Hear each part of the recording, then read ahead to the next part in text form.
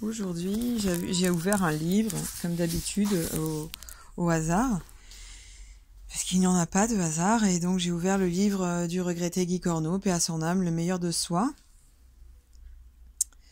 Trouver le chemin vers l'épanouissement, un magnifique cœur avec une fougère qui pousse au-dessus. Et donc j'ai ouvert à la page suivante. La régression de la parole parlée.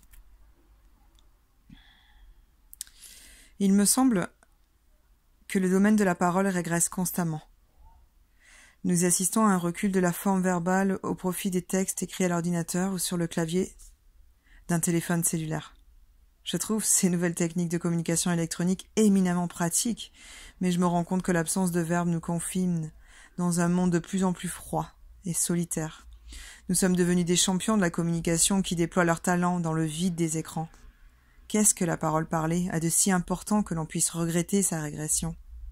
Je le répète. La parole vibre. Elle a ainsi une signature particulière. Nous distinguons les voix de nos intimes à travers les centaines que nous connaissons. Le timbre suffit, souvent. Point besoin de nom. De plus, la parole est empreinte du ressenti de la personne qui parle. Le psychanalyste, à force d'écouter, finit par être un spécialiste de la lecture des voix. En tout cas, si je m'applique à écouter quelqu'un, à laisser résonner sa voix en moi, je commence à comprendre comment il se sent. Le courriel me prive de ce magnifique outil de rencontre qu'est la parole. Il est rare qu'une rencontre en chair et en os ne nous change pas ou ne transforme pas notre état d'âme, car nous sommes, s'agissant des ondes et des vibrations, de véritables vases communicants. La présence des autres nous stimule ou nous déprime. Lorsqu'elle nous stimule, leur vie ranime la nôtre, et ensemble nous créons une vie encore plus vibrante. Voilà pourquoi, selon plusieurs études psychologiques, la solitude, à moins qu'elle ne soit choisie, est un facteur de risque pour la santé. Comme si nous devions avoir un certain nombre et une certaine qualité de stimulation vibratoire pour rester syntonisés à l'espace humain. Ne restez pas dans l'isolement. Parlez. Parlez à l'épicier, au boulanger, au boucher. Même si vous les embêtez, ce n'est pas grave. Ça leur rappelle qu'ils sont encore des personnes.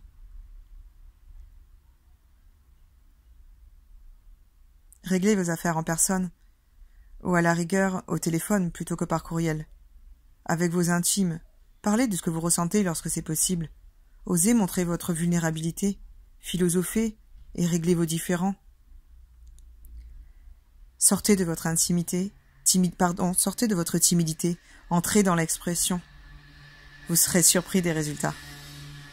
Lorsque quelqu'un me demande comment je vais, il m'arrive de répondre par onomatopée, sur toutes sortes de tons, sans prononcer un mot. Je sais que ce n'est pas de la parole, mais c'est de la sonorité.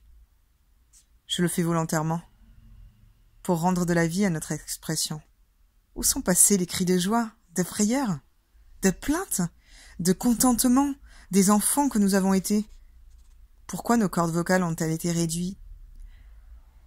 Pourquoi nos cordes vocales ont-elles réduit leur production à ces discours monocordes qui ne choquent rien ni personne? Par peur de déplaire? Si nous haussons le ton, nous avons fini par abaisser nos âmes. Le chant des oiseaux n'habite plus nos gorges, ni le grognement des avalanches.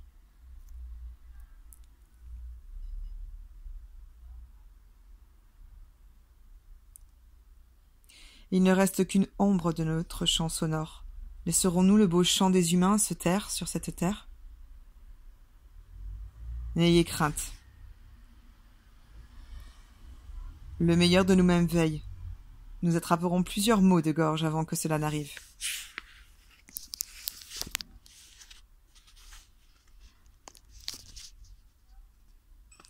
Des mots pour le dire aux mots pour le dire. Les mots pour le dire est le titre du livre Choc de Marie Cardinal, qui a accompagné le début de mes études en psychologie analytique. L'auteur y raconte sa psychanalyse. Au cours de sa cure, elle passe des mots aux mots. Plus tard, elle deviendra romancière. Dans le même ordre d'idées, voici les exemples de 3 femmes en débat avec la parole. La première s'empêche de parler et tombe malade, elle aussi. La deuxième ne veut pas s'exprimer parce qu'elle a l'impression qu'elle en tomberait malade. La troisième s'est guérie en prenant la parole. Être sans mots. Il y a quelques années, une de mes amies a développé une bronchite qui a dégénéré en pneumonie, elle-même transformée en asthme chronique. Son médecin lui a alors prescrit un inhalateur à base de cortisone, dont elle a fait un usage tel qu'à présent sa muqueuse en est affectée. Au moins, pensait-elle, son asthme était-il soigné. Cependant, quelques mois plus tard, un beau matin, elle s'est retrouvée sans voix, aphone. Elle a ouvert la bouche pour appeler son mari qui se trouvait dans la pièce voisine, et aucun son n'est sorti. Tout se bloquait dans sa gorge.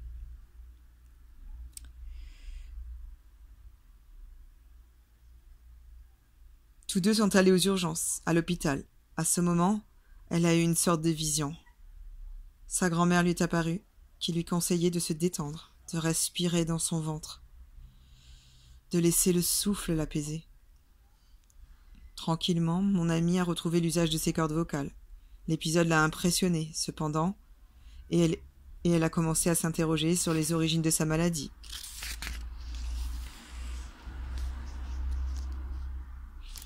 Sur certaines relations.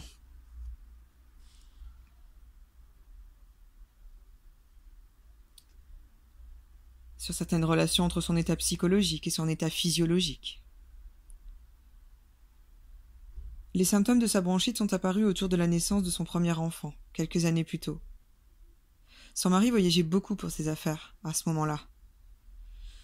Seule, avec un nouveau-né, elle s'est sentie en prison, manquant d'aide et d'espace vital, mais son mari ne prenait pas ses plaintes au sérieux.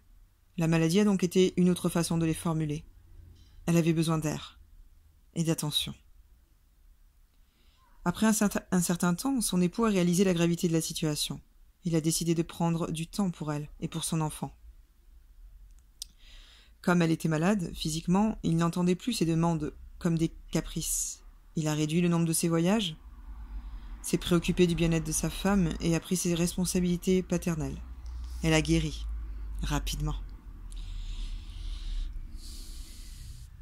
Dès que sa femme est allée mieux, notre homme a repris ses habitudes et elle a replongé dans la maladie.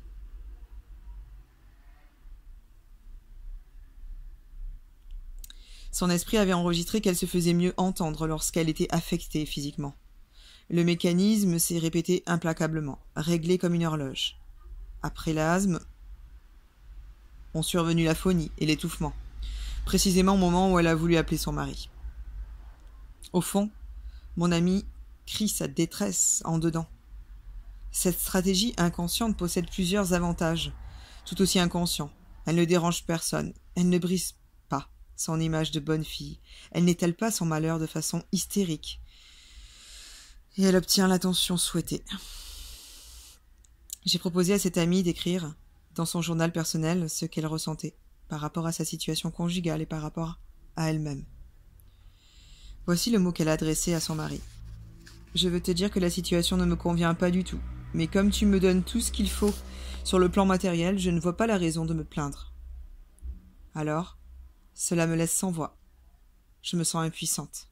Je ne sais pas comment te dire que j'étouffe dans notre relation depuis que notre enfant est né. » Voici le mot qu'elle s'est adressé. Je me crie à moi-même que quelque chose ne va pas, que je ne vis pas selon mes aspirations profondes. J'ai sacrifié beaucoup d'envie personnelle pour vivre ce couple et cette famille, mais tout cela est devenu profondément insatisfaisant. Je n'ose pas faire face à cette déception parce qu'elle me remet trop de choses en question par rapport à mon idéal de vie, par rapport à ma mère et par rapport à mon mari. Personne ne semble comprendre ma frustration. Alors je me suis coincée, je suis neutralisée, j'en perds la voix. Je n'ai plus que la maladie pour exprimer ce conflit. Je prends mes médicaments en espérant que la situation se régularise. Le désespoir me guette parce que j'étouffe, et que je ne fais rien pour améliorer mon sort.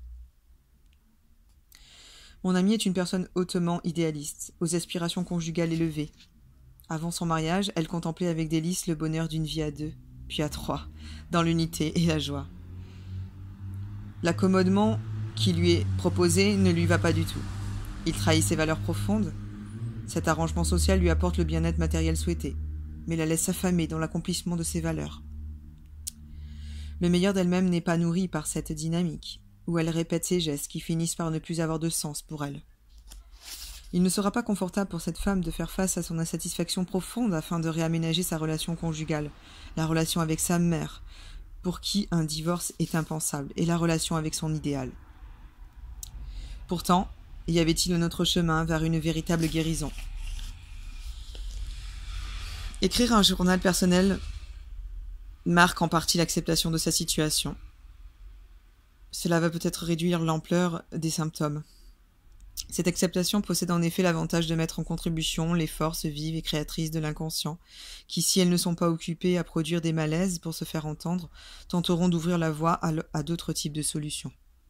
Les symptômes ont été le premier pas de cet effort créateur.